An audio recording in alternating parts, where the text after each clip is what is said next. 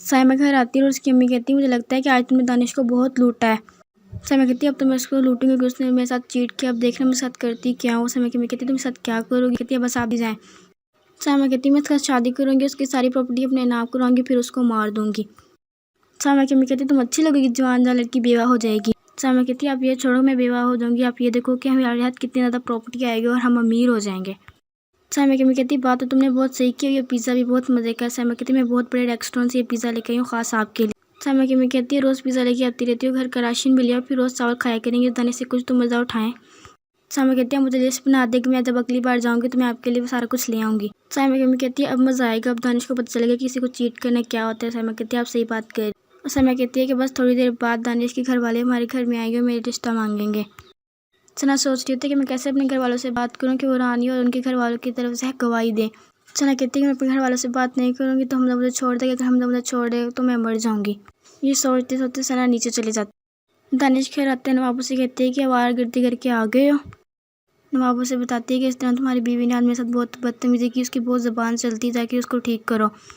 नवाब रानी की बुराइयां करी होती है। दानिश से कहता है कि आप उसको छोड़ो, मेरी बात सुनो कि मैं क्या कह रहा हूँ। नवाब कहती तुम भी बोलो तुमने क्या कहना। दानिश कहता है मैंने शादी करनी है। नवाब ये बात सुन के खुश हो जाती है और कहती तुम्हें किसके साथ शादी करनी है। दानिश कहता है आप उसको छोड़ो, मैंने किसके साथ शादी करनी है, बस रिश्ता ले जाने के लिए तैयार हो।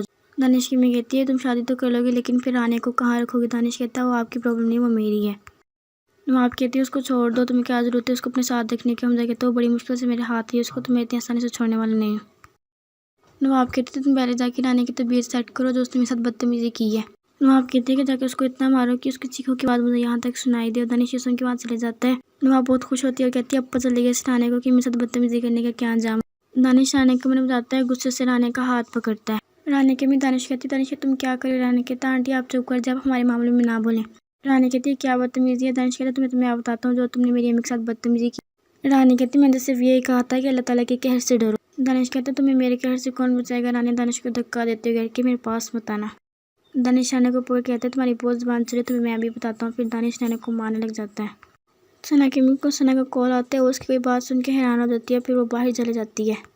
सना पागल की तरह सीढ़ी में बैठी होती है, तभी हमजा की अम्मी आती है और कहती है कि तुमने क्या हुलिया बना रखा है। कहती है अपने ही तो हमारा ख्याल कर लो, हमारे नौकर क्या कहेंगे। और ये कह के वो कहती मैं भी हमजा के पास जाती हूँ तुम्हारा बताने। हमजा की अम्मी हमजा के पास आती है और कहती है कि देखा तुमने उस पागल कैसे बाहर सीढ़ियों पे पागल की तरह बैठी हुई है। हमजा कहते हैं तो मैं क्या करूँ। हमजा की अम्मी कहती मैं तुम्हें मना किया था ना कि साथ शादी ना करो। हमजा की अम्मी कहती जब वो चलेंगी तो तुम उसको वापस क्यों लेके, खुद को तो नुकसान पहुँचाएगी, साथ में हमें नुकसान पहुँच। हमजा कहते हैं कुछ नहीं करेंगे, बुज़दिल लोग कभी अपने आप को नुकसान नहीं पहुँचाते। हमजा की अम्मी कहती तुम उसको छोड़ क्यों नहीं देते, तुम्हें पता भी है तुम उससे मोहब्बत नहीं करती, फिर भी तुमने उसको अपने पास रखा हो। हमजा कहता है मैं उसको तब तक नहीं छोड़ सकता जब तक उसके घर वाले मेरी रानी और रानी की अम्मी की गवाही नहीं दे देते। हमजा की अम्मी कहती है हमजा मुझे तो तुम्हारी कोई समझ ही नहीं आती, ये कह के वो वहाँ से चले जाती है। हमजा की अम्मी हमजा के अब्बू के पास आते हैं और कहता है मुझे तो सना की समझ नहीं आती, पागल की तरह हरकतें करती है। कहती है मुझे डर लगता है कि अपने आप को कुछ करने लगे, इससे कुछ हो गया तो सबसे पहले हम फंसेंगे। हमजा की अम्मी कहती है उन्होंने तो उसका इतना बुरा हाल किया हुआ है कि हमें तो उनसे मिलने भी नहीं देते, हमें पता भी नहीं कि वो किस हालत में है किस हालत में नहीं। हमजा के अब्बू कहते हैं पहले वो कितने खुश हुआ करते थे, अब उनका हाल देखो। हमजा के अब्बू कहता है मैं आधी रानी से मिलने जाता हूँ, वो किस हाल में। हमजा की अम्मी कहती है रानी उसकी हमसे नहीं मिलेगी, और हमजा के अब्बू कहते हैं हमसे मिलेगी। हमजा के अब्बू रानी के घर आते हैं, उसको वहाँ से अजीब सी आवाज़ आती है। हमजा के अब्बू कहती है किस चीज़ की आवाज़ है, और रानी की अम्मी कहती है कि रानी बहुत अच्छा टीवी देखती है इसलिए आवाज़ें उसकी। हमजा के अब्बू को टीवी की आवाज़ नहीं आ रही थी, उसे ऐसा लगता है कि रानी को कोई मार रहा है, और वो कहता है कि दानिश कहाँ पे है। और दानिश की अम्मी कहती है दानिश तो कहीं बाहर गया है। तभी वहाँ से दानिश आ जाता है। हमजा के अब्बू कहते हैं आप तो कह रहे थे कि दानिश कहीं बाहर गया हुआ है। दानिश की अम्मी इशारे से दानिश कहती है तुम तो बाहर गए हो। तो दानिश कहता नहीं मैं बाहर नहीं गया, तो मैं बाहर जा रहा था कि रानी ने मुझे अपने पास बुला लिया। दानिश की अम्मी रोके हमजा के अब्बू कहती है देखा आपने रानी ने मेरी बेटी का क्या हाल कर दिया। नवाब की अम्मी कहती है दानिश तो मेरे साथ भी बहुत बुरा करती है, वो बहुत बुरी है।